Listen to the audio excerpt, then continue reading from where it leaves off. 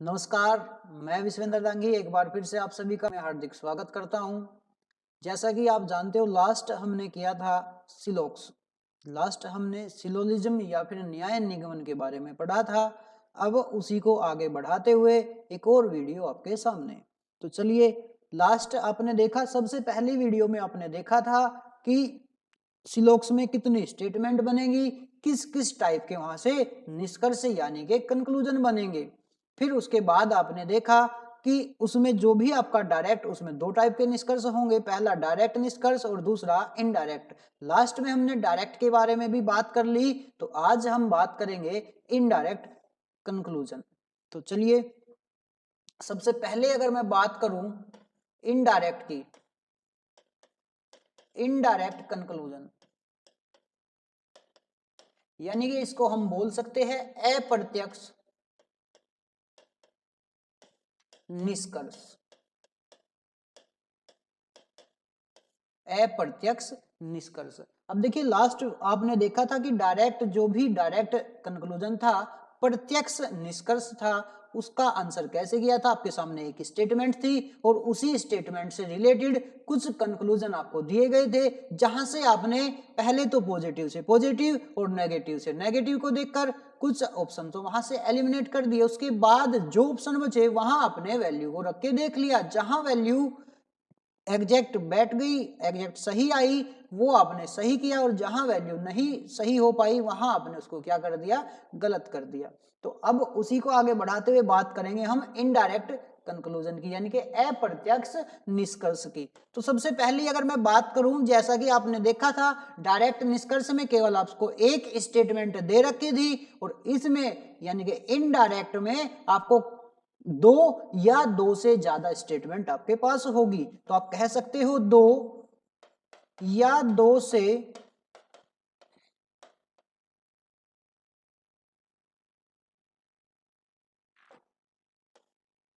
दो या दो से अधिक कथन यानी कि स्टेटमेंट होनी चाहिए। इनडायरेक्ट निष्कर्ष में, इनडायरेक्ट कंक्लूजन में आपके पास या तो दो स्टेटमेंट हो या दो से ज्यादा स्टेटमेंट हो। यानी कि आपने देखा होगा क्वेश्चनों में कि आपको जो भी स्टेटमेंट मिली है वो पहले या तो जैसे all X are Y, second statement आपको मिल जाती है some X are Z, third statement मिल जाती है आपको नो एक्स आर ए। तो इस टाइप की या तो कम से कम दो हो या तीन हो सकता है तीन से भी ज्यादा कोई चार स्टेटमेंट आपको मिल जाए कि सम एक्स आर नोट बी। ठीक है, इस टाइप से आपको कोई भी स्टेटमेंट जो भी मिलेगी उसको हम किस में पढ़ेंगे, उसको हम अप्रत्यक्ष यानी कि इनडायरेक्ट निष्कर्ष में पढ़ेंगे। क्लियर हुआ पॉइंट। चलिए नेक्स्ट चलते हैं हम, उसमें क्या होना चाहिए भाई, कम से कम आपके पास दो या दो से अधिक कथन होने चाहिए। अगर एक डायरेक्ट है तो क्या हो जाएगा, अगर आपके पास एक स्टेटमेंट है तो डायरेक्ट निष्कर्ष, तो वहां से आप प्लस से प्लस माइनस से माइनस देख के उसके बाद वैल्यू को देख के आंसर कर सकते हो। चलिए अब देखिए इसमें पूछा कैसे जाएगा। अगर मैं बात करूं स्टेटमेंट फर्स्ट की, उसके बाद बात करेंगे सॉल्यूशन की। जैसे इसने कहा all X are Y, second में इसने कहा सम, सेकंड में इसने कहा some Y are Z, some Y are Z. या फिर आप इसको अभी इसी से समझिएगा कि सेकंड को भी इसने ऐसे बोल दिया कि ऑल वाई आर जेड। ये आपके सामने दो स्टेटमेंट है। क्लियर, ये आपके सामने कितनी स्टेटमेंट है बच्चे, ये आपके सामने दो स्टेटमेंट है। अब अगर मैं बात करूं इनके निष्कर्ष की, तो इसका जो निष्कर्ष होगा वो फर्स्ट है। फर्स्ट में उसने कहा all Y are X, second में है all Z are Y, third में है all X are Z. Fourth है आपका no X are Z. Clear. इसके अलावा आप 5 6 7 8 कितने भी आप अपने अकॉर्डिंग निष्कर्ष बना सकते हो, हम आगे बात करेंगे, विचार को ही रखेंगे। तो अब देखिए यहां से आपको आंसर कैसे करना है। भाई फर्स्ट वाले में आपने क्या देखा था कि फर्स्ट वाले में आपने पॉजिटिव से पॉजिटिव, वैल्यू से वैल्यू। क्लियर। अब यहां हम बात करेंगे कि यहां आपके पास जो स्टेटमेंट है बच्चे वो कितनी है, 2 या 2 से ज्यादा स्टेटमेंट आपके पास है। 2 या 2 से ज्यादा स्टेटमेंट क्या है आपके पास है। तो अगर मैं बात करूं कि ये क्या है, ये आपकी स्टेटमेंट फर्स्ट है, स्टेटमेंट फर्स्ट है, और ये आपकी स्टेटमेंट सेकंड है। इन दोनों से मिला के मुझे क्या बनाना है, इन दोनों से मिलाकर मुझे निष्कर्ष बनाना है, कंक्लूजन बनाना है। तो कैसे बनाएंगे, सबसे पहले हम बात करेंगे पॉजिटिव और नेगेटिव की। अब देखिएगा, अगर ये वैल्यू पॉजिटिव है, स्टेटमेंट फर्स्ट क्या है बच्चे, स्टेटमेंट फर्स्ट है पॉजिटिव, और स्टेटमेंट सेकंड भी कैसी है, सेकंड भी पॉजिटिव है। तो पॉजिटिव और पॉजिटिव दोनों पॉजिटिव मिला के जो निष्कर्ष बनेगा ना, वो भी निष्कर्ष कैसा बनेगा, वो भी निष्कर्ष आपका पॉजिटिव बनेगा। क्या आप बात समझ पाए। अब हुआ क्या, उनमें से अगर किसी भी एक की वैल्यू या तो स्टेटमेंट फर्स्ट नेगेटिव हो और सेकंड क्या हो जाए, पॉजिटिव, तो अब भी जो आपका निष्कर्ष बनेगा वो कैसा बनेगा, पॉजिटिव और नेगेटिव, नेगेटिव आपका निष्कर्ष बनेगा। क्या आप बात समझ पाए। अब मान लो हुआ क्या कि किसी स्टेटमेंट में आपका ये वाला तो क्या हो गया, पॉजिटिव हो गया, यानी कि फर्स्ट स्टेटमेंट पॉजिटिव है, दैट इज सेकंड क्या है, नेगेटिव। तो अब भी जो आपका निष्कर्ष बनेगा वो कैसा बनेगा, नेगेटिव बनेगा। ये तो आपने मैथ में भी सीख रखा होगा कि positive into positive positive, positive into negative negative, और नेगेटिव इंटू पॉजिटिव नेगेटिव। लेकिन एक बात और मैं आपको अगर आगे बताऊं, तो जैसे आपने मैथ में एक और बात पढ़ी होगी कि नेगेटिव इंटू नेगेटिव करते हैं तो भी क्या आता है, नेगेटिव। लेकिन इसमें रीजनिंग में, और रीजनिंग में भी किसमें, सिलोक्स में ऐसा नहीं है कि अगर आपकी दोनों ही स्टेटमेंट नेगेटिव है तो यहां नेगेटिव इंटू नेगेटिव नहीं होगा, यहां आ जाएगा आपका नो रिजल्ट। ठीक है, यहां क्या आ जाएगा बच्चे, नो रिजल्ट। इसको ध्यान रखना कि अगर दोनों की दोनों स्टेटमेंट कैसी है, नेगेटिव, हम आगे एग्जांपल लेके बात करेंगे, अभी टेंशन लेने का नहीं। ठीक है, तो यहां से अगर आपकी दोनों स्टेटमेंट पॉजिटिव तो निष्कर्ष भी कैसा बच्चे, पॉजिटिव। अगर दोनों में से या तो पहली या दूसरी कोई भी नेगेटिव तो निष्कर्ष कैसा, नेगेटिव। और अगर ऐसा हुआ कि दोनों की दोनों नेगेटिव तो नो रिजल्ट। क्लियर, बात समझ पाए। चलिए, फर्स्ट पॉइंट तो ये था आपका। सेकंड पॉइंट की अगर मैं बात करूं कि देखिएगा, जो भी आपके सामने यहां से कंक्लूजन होंगे उनमें कुछ कंक्लूजन ऐसे होंगे जो डायरेक्ट होंगे और कुछ ऐसे होंगे जो इनडायरेक्ट होंगे। अब डायरेक्ट और इनडायरेक्ट की पहचान कैसे होगी, पहचान सिंपल सी बात है, लास्ट आपने देखा था कि जिसमें एक्स और वाई का जिक्र होगा वो कैसा है, डायरेक्ट है। यानी कि एक्स और वाई मुझे फर्स्ट स्टेटमेंट से दिखाई दे रहे हैं कि फर्स्ट स्टेटमेंट में मेरे पास एक्स और वाई है। अगर मेरे पास मान लो सेकंड स्टेटमेंट नहीं है तो मैं फर्स्ट से एक्स और वाई के बीच में जितने भी रिलेशन बनेंगे वो मैं कह सकता हूं कि ये डायरेक्ट कंक्लूजन है। ऐसे ही वाई और जेड के बीच में जितने भी निष्कर्ष बनेंगे वो सारे के सारे कैसे होंगे, वो सारे के सारे डायरेक्ट होंगे। लेकिन जैसे ही बात आ जाएगी किसकी बच्चे, एक्स और जेड की, अब एक्स आपने कहा जी एक्स है फर्स्ट स्टेटमेंट में और जो जेड है वो है सेकंड स्टेटमेंट में, तो यहां से क्या बनेगा, ये बन जाएगा मेरे दोस्त क्या, इनडायरेक्ट कंक्लूजन। यानी कि इन दोनों को मिलाकर एक निष्कर्ष बनाया गया होगा। तो अब आपको ये जानना है कि वो निष्कर्ष बनाया कैसा गया होगा।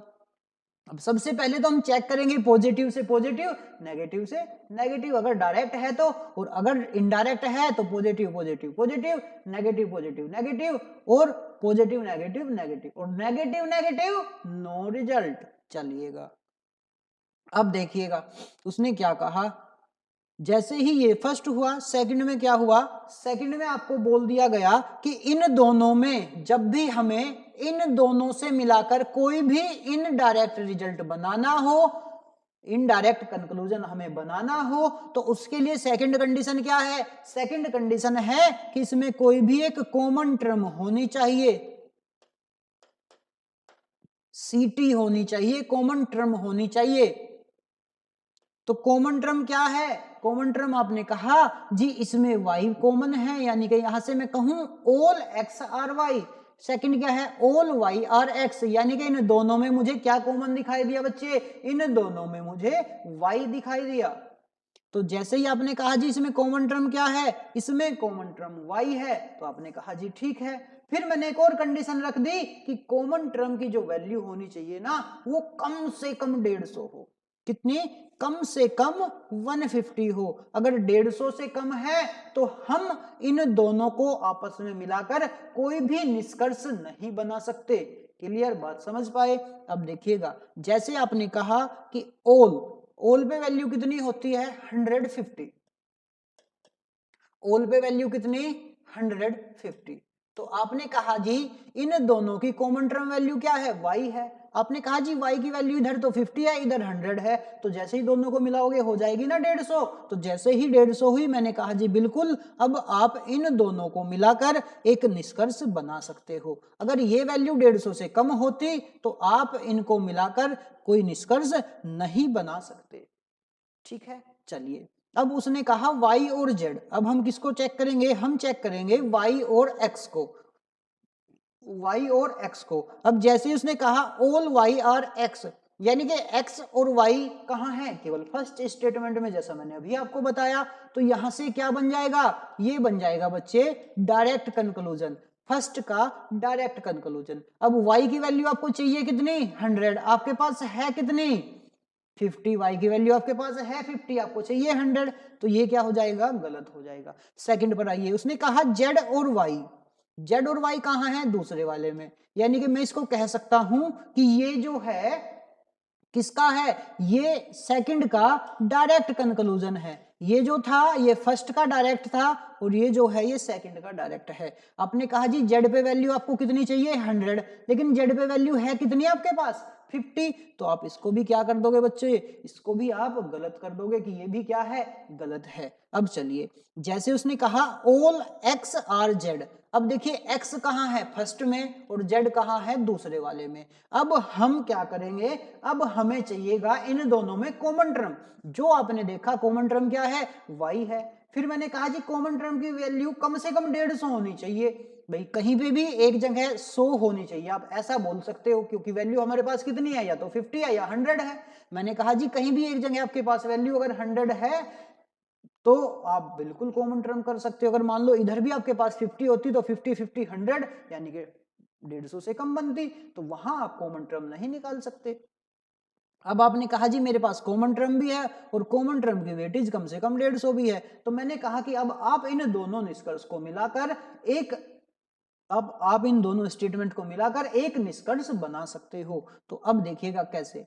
जैसे ही आपने कहा ऑल एक्स आर जेड। अब ऑल पे वैल्यू चाहिए कितनी? 100। जेड पे वैल्यू चाहिए कितनी? 50। अब आपने कहा जी एक्स पे वैल्यू है कितनी? 100, जेड पे कितनी है? 50, यानी कि ये स्टेटमेंट, ये कंक्लूजन कैसा हो जाएगा आपका? ये कंक्लूजन हो जाएगा आपका बिल्कुल सही।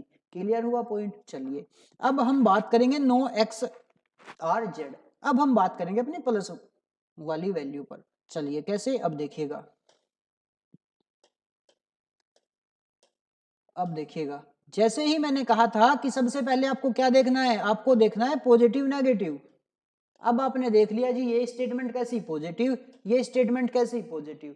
तो जब आपके पास दोनों स्टेटमेंट पॉजिटिव है तो आपके पास जो निष्कर्ष बनेगा वो भी कैसा बनेगा? पॉजिटिव। लेकिन आपको यहाँ ये निष्कर्ष तो नेगेटिव दे दिया, तो इसको तो आप तुरंत देखते ही कैंसिल कर दो कि ये तो बन नहीं सकता। क्यों? क्योंकि मेरे पास दोनों स्टेटमेंट कैसी है? दोनों स्टेटमेंट पॉजिटिव है बच्चे, और पॉजिटिव स्टेटमेंट से पॉजिटिव ही निष्कर्ष बनेगा। और ये दे क्या रखा था? ये तो हमें नेगेटिव दे रखा था, तो इसीलिए हमने इसको क्या कर दिया? गलत। तो यहां से आंसर क्या निकलेगा? Only third follow. आंसर क्या बनेगा आपका? Only third follow. अब देखिए इसमें आपको पेन और पेपर की आवश्यकता नहीं है। नेक्स्ट चलिएगा, अब देखिए नेक्स्ट एक और एग्जांपल हम ऐसा ही लेंगे। नेक्स्ट में कहा इसने स्टेटमेंट फर्स्ट में कहा इसने ऑल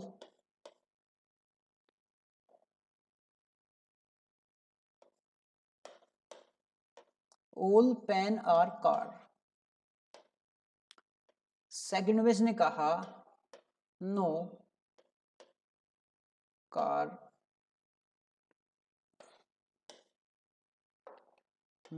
कार इज एक्स। ठीक है, ये दो स्टेटमेंट है। अब यहां से बात करेंगे हम निष्कर्ष की। तो आपके जो फर्स्ट कंक्लूजन बना वो बना आपका फर्स्ट क्या है, सम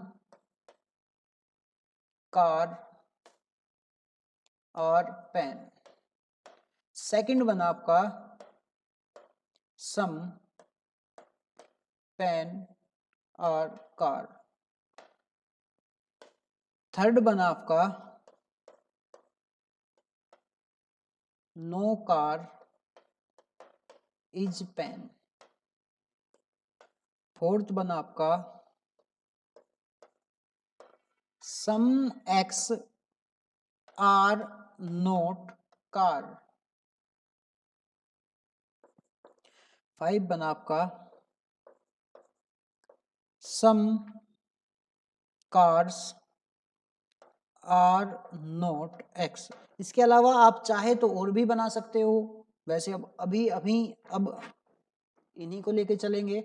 अब देखिएगा, सबसे पहले किसको चेक करेंगे, सबसे पहले बच्चे चेक करेंगे पॉजिटिव नेगेटिव। तो ये कैसा रिजल्ट, ये पॉजिटिव है, ये कैसा, ये नेगेटिव है। क्लियर। अब आपने देखा जी सम, ये कैसा पॉजिटिव, आपने देखा जी सम, ये भी पॉजिटिव, ये कैसा बच्चे नेगेटिव, ये भी नेगेटिव और ये भी नेगेटिव। क्लियर। अब आपने कहा कि उसने क्या पूछा आपसे, कार और पेन। कार और पेन आपको कहाँ मिल जाएगा, कार और पेन आपको केवल फर्स्ट स्टेटमेंट से मिल जाएगा। तो ये जो निष्कर्ष होगा ना, ये फर्स्ट का डायरेक्ट निष्कर्ष होगा। कैसा होगा, फर्स्ट का डायरेक्ट निष्कर्ष बना।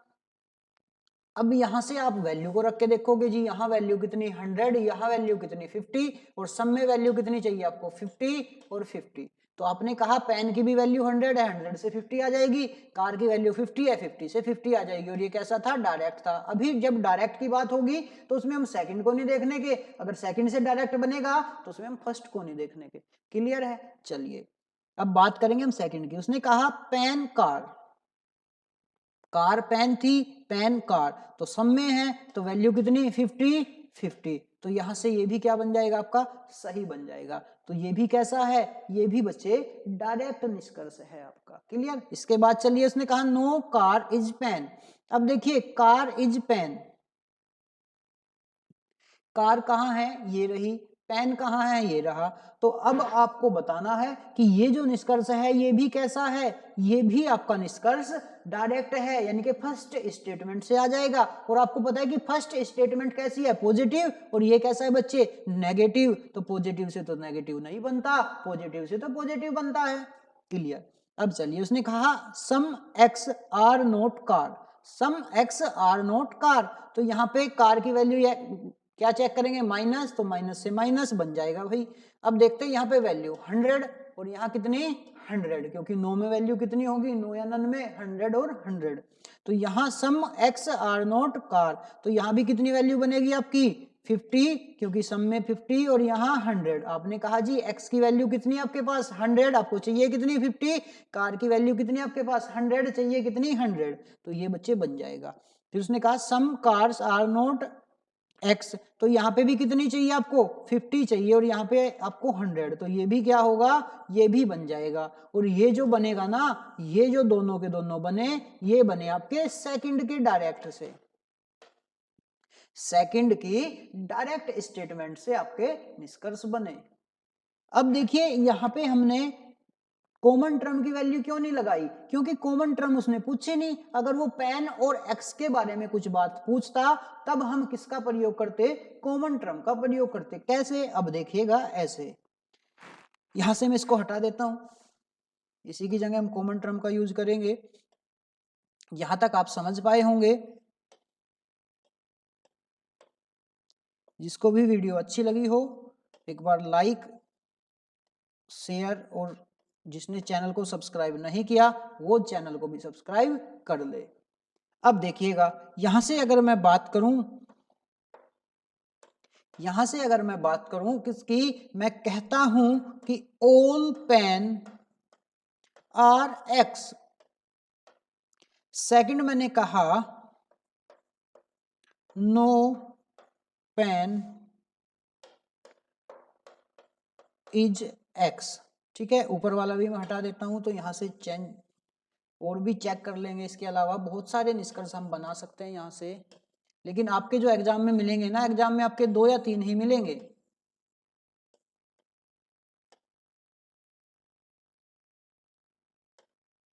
अब देखिएगा डायरेक्ट निष्कर्ष तो आप समझ पाए, अब इनडायरेक्ट की कैसे बात करेंगे। तो यहां से आ गया आपका फर्स्ट सेकंड।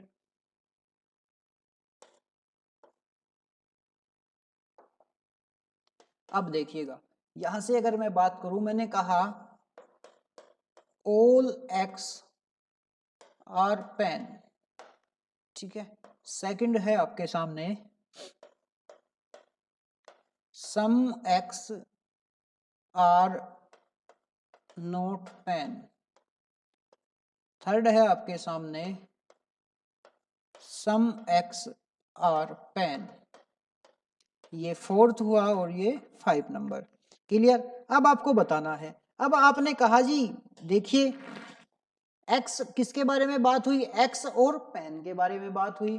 किसके बारे में हुई बच्चे, एक्स और पेन के बारे में बात हुई। तो एक्स आपको कहाँ दिखाई दिया, एक्स ये रहा, पेन कहाँ है, ये रहा।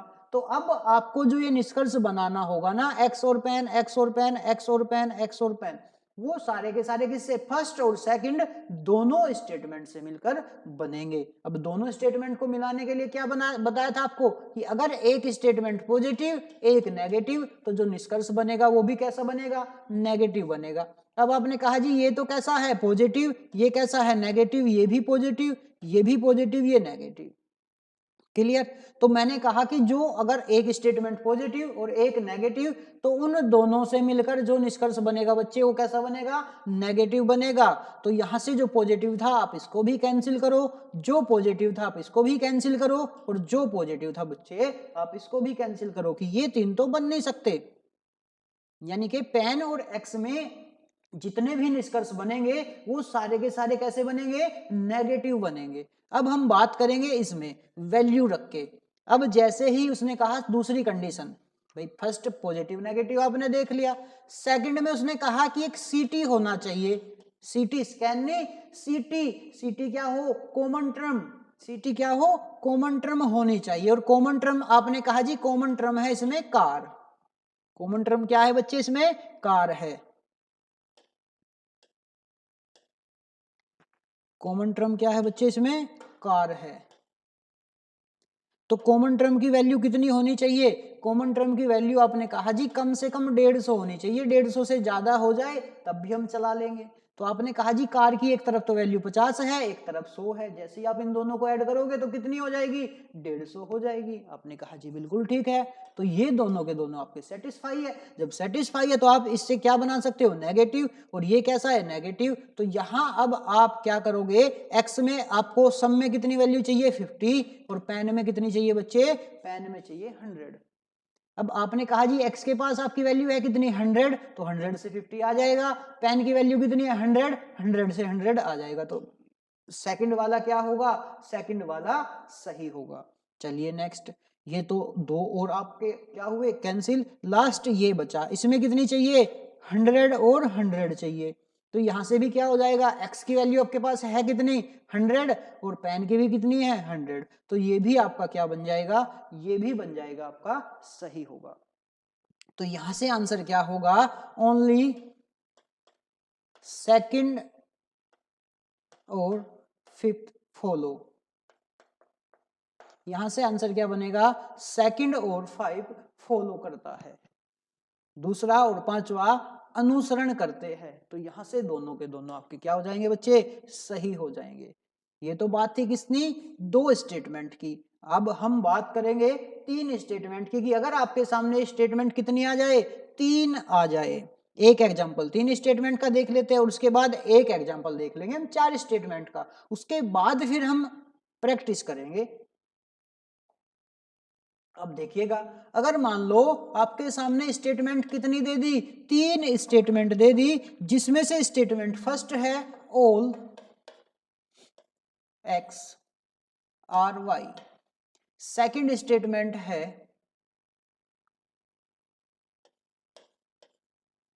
सम Y are Z, third statement है ऑल जेड आर ए।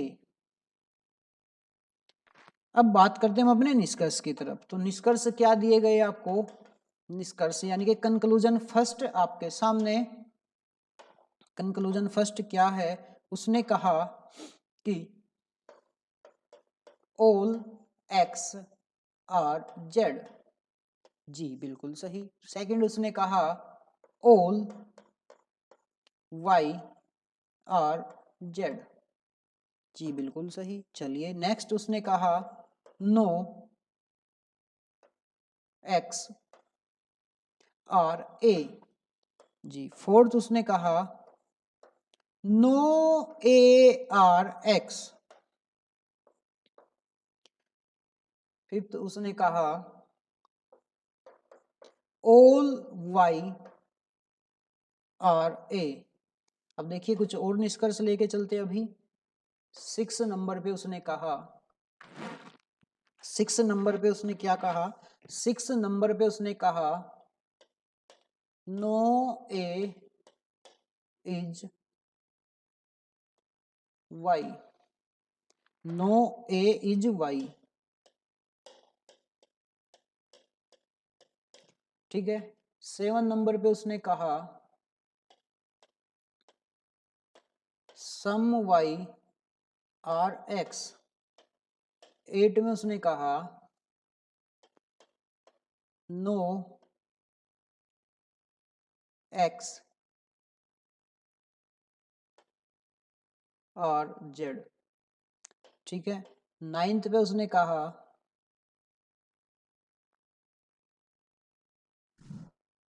चलिए यही रखते हैं अभी 8 ही, ठीक है। नेक्स्ट वाले में ले लेंगे 9। अब देखिए यहां से क्या कंडीशन होगी। सबसे पहले आपको क्या देखना है कि जी ये कैसा है, ये पॉजिटिव है, ये कैसा, ये भी पॉजिटिव, ये कैसा, ये भी पॉजिटिव। आपने कहा जी ये तो तीनों के तीनों पॉजिटिव है, और अब आपको पता है कि इन तीनों के तीनों को पॉजिटिव को कैसे होगा। अब देखिएगा जैसे ही आपके सामने स्टेटमेंट फर्स्ट, सेकंड और थर्ड है, तो वो स्टेटमेंट आपसे निष्कर्ष कैसे पूछेगा। निष्कर्ष आपसे पूछ लेगा कि बताइए फर्स्ट और सेकंड में जो भी निष्कर्ष बनेंगे वो कैसे बनेंगे। तो आप कहोगे जी फर्स्ट और सेकंड में जितने भी निष्कर्ष बनेंगे वो सारे के सारे पॉजिटिव बनेंगे। सेकंड आपने कहा जी थर्ड और सेकंड और थर्ड में जितने भी निष्कर्ष बनेंगे वो भी सारे के सारे कैसे बनेंगे बच्चे, वो भी सारे के सारे पॉजिटिव बनेंगे। फिर आपने कहा कि फर्स्ट और थर्ड में जितने भी निष्कर्ष बनेंगे वो भी सारे के सारे कैसे होंगे, पॉजिटिव होंगे। क्या बात समझ पाए। चलिए अब देखिए जब आपको इतना पता चला कि जितने भी निष्कर्ष है सारे के सारे कथन कैसे है, पॉजिटिव है, तो जितने भी निष्कर्ष बनेंगे सारे के सारे कैसे बनेंगे, पॉजिटिव बनेंगे। आपने कहा जी ये पॉजिटिव है बन सकता है, ये पॉजिटिव है बन सकता है, ये नेगेटिव, ये नेगेटिव, ये दोनों भाई साहब तो बन नहीं सकते, क्योंकि हमसे तो हमें क्या बताया गया कि पॉजिटिव से पॉजिटिव बनेंगे, फर्स्ट और सेकंड, सेकंड और थर्ड, फर्स्ट और थर्ड। फिर आपने कहा जी ऑल वाला, अच्छा चलो भाई साहब ये बन सकता है। आपने कहा जी ये नेगेटिव हो गया, ये भी नहीं बन सकता। ये क्या है, ये पॉजिटिव है, ये बन सकता है, और ये नेगेटिव, ये भी नहीं बन सकता। तो देखिए 8 आपके सामने थे, 8 में से 4 तो आपने देखते ही कैंसिल कर दिए। अब बचे कितने, 4 बचे। अब उस 4 को कैसे करेंगे। उसने कहा एक्स और जेड के बीच में आपको रिलेशन बनाना है। किसके बीच में, एक्स और जेड के बीच में आपको रिलेशन बनाना है। तो अब आपने देखा क्या कि यहाँ पे जो वैल्यू होगी ऑल के लिए 100, वाई के लिए कितनी 50, यहाँ पे कितनी हो जाएगी 50 50, यहाँ पे कितनी हो जाएगी 100 और 50। क्लियर। अब आपने कहा जी मुझे x से कहाँ जाना है, z पर, यानी कि फर्स्ट स्टेटमेंट से कहाँ जाना है, सेकंड स्टेटमेंट पर जाना है। अब मैंने क्या कहा जी, ठीक है फर्स्ट और सेकंड को जैसे ही आप मिलाओगे, बस दो मेरी छोटी सी कंडीशन है, उन दोनों को आप पूरा कर दो। अगर पूरा कर दोगे तो मैं फर्स्ट और सेकंड को मिलाकर निष्कर्ष आपको बना के बता दूंगा। पहली कंडीशन क्या थी कि दोनों पॉजिटिव है तो पॉजिटिव से पॉजिटिव बनना चाहिए, बिल्कुल आपने कहा जी पॉजिटिव है तो पॉजिटिव से पॉजिटिव बनेगा। अब चलिए नेक्स्ट, फिर मैंने कहा जी इसमें कोई ना कोई कॉमन टर्म होनी चाहिए। आपने कहा जी अच्छा वही सीटी, मैंने कहा बिल्कुल। तो आपने कहा जी जो इसमें सीटी है ना कॉमन टर्म वो वाई है। मैंने कहा जी चलो, फिर जैसे ही आपने देखा कि पर y और y की जो वैल्यू है वो तो कितनी है बच्चे 100 है, लेकिन हमें कितनी चाहिए, हमें रिक्वायरमेंट है 150 की। तो मैंने कहा अगर 150 से कम है ना तो मैं इन दोनों को मिलाकर, फर्स्ट और सेकंड को मिलाकर कोई भी निष्कर्ष नहीं बना सकता। क्लियर हुआ पॉइंट, मैं इन दोनों को मिलाकर कोई भी निष्कर्ष नहीं बना सकता। तो अब आप कह सकते हो कि वैल्यू, कॉमन टर्म की वैल्यू कितनी है 100, होनी कितनी चाहिए थी 150, और अगर 150 से कम है तो x और z में जितने भी निष्कर्ष बनेंगे तो मैं कह सकता हूं फर्स्ट और सेकंड में कोई भी निष्कर्ष फॉलो नहीं करेगा, यानी कि x और z में कोई भी निष्कर्ष नहीं बनेगा। वो x और z में जितने भी निष्कर्ष होंगे देखते ही तुरंत कैंसिल कर दो। आपने कहा जी x और z नहीं बन सकता, कहीं और भी आपको x और z दिखाई दे तो कह दो आप नहीं बन सकता, ठीक चलिए जिसके अलावा कोई नहीं है। फिर उसने कहा y और z, क्योंकि ये जो बनाना ये इन दोनों को मिला के पूछा गया आपसे, और इन दोनों को आप मिला नहीं सकते, तो इसका जवाब कैसे सही दे सकते हो, नहीं दे सकते, तो ये भी क्या हो जाएगा, गलत हो जाएगा। चलिए नेक्स्ट क्या था, नेक्स्ट उसने कहा y और z चाहिए आपको, क्या चाहिए भाई, y और z चाहिए। अच्छा जी y ये रहा, z ये रहा, तो जो ये आपका निष्कर्ष हुआ ना सेकंड, ये बना बच्चे आपका डायरेक्ट निष्कर्ष, यानी कि y और z। उसने कहा ऑल, y की वैल्यू कितनी चाहिए 100। अब आपने कहा जी y की वैल्यू तो मेरे पास 50 है, क्योंकि ये तो डायरेक्ट निष्कर्ष है। y और z सेकंड से अगर मेरे पास फर्स्ट स्टेटमेंट में नहीं है तब भी मैं इसका आंसर कर लूंगा, और मेरे पास थर्ड स्टेटमेंट में नहीं है तब भी मैं इसका आंसर कर लूंगा। तो आपने कहा जी y की वैल्यू कितनी चाहिए 100, अब मेरे पास है कितनी 50, तो ये भी क्या हो जाएगा बच्चे, गलत हो जाएगा। नेक्स्ट चलिए ऑल y आर ए। अब देखिएगा y कहाँ है, ये रहा, y a कहाँ है, ये रहा, तो जो ये निष्कर्ष बनाना ये फर्स्ट और थर्ड को मिलाकर बना, किसको, फर्स्ट और थर्ड को मिलाकर बना, क्लियर, सॉरी सेकंड और थर्ड को मिलाकर बना ये। अब आपने कहा जी सेकंड और थर्ड कब मिलेंगे, इसमें कॉमन टर्म होनी चाहिए। आपने कहा जी इसमें तो कॉमन टर्म है कौन, z, और आपने कहा जी कॉमन टर्म की वैल्यू भी कितनी है 100 और 50 150 है, तो ये दोनों को मिलाया जा सकता है। मैंने कहा बिल्कुल मिलाया जा सकता है। तो अब आप चेक करोगे कि y पर कितना 100 और a पर कितना 50। अब आपने कहा जी y पर मेरे पास तो कितनी वैल्यू है 50 और आपको कितनी चाहिए 100, तो बच्चे ये भी क्या हो जाएगा, गलत हो जाएगा, ये भी क्या हो जाएगा, गलत, यानी कि पांचों के पांचों क्या हुए, गलत, कुछ तो प्लस माइनस से और कुछ वैल्यू से गलत हुए। अब चलिए ये एक बचा हुआ है, उसने कहा some y are x, some y are x, तो ये भी कैसा है, x और y कहाँ है, फर्स्ट स्टेटमेंट में, यानी कि ये जो क्या है, ये है आपका फर्स्ट का डायरेक्ट निष्कर्ष, पहले वाले से आपका आ जाएगा डायरेक्ट निष्कर्ष। 100 और 50 चाहिए और यहाँ कितने 50 और 50 आपको चाहिए, तो आपने कहा जी ये बन जाएगा, क्लियर हुआ। तो यहां से आपके कौन सा, केवल एक सही होगा, ऑप्शन 7। चलिए यहां तक अगर आपको कोई भी डाउट है तो आप हमें कमेंट करके बता सकते हैं। अगर आपको वीडियो पसंद आया हो तो आप लाइक करिए, जिसने भी लाइक नहीं किया है वो अपने दोस्तों के पास शेयर भी कर दीजिएगा, और जिसने चैनल को सब्सक्राइब नहीं किया है वो चैनल को भी सब्सक्राइब कर ले। मिलेंगे हम आपसे ऐसे ही नेक्स्ट वीडियो में।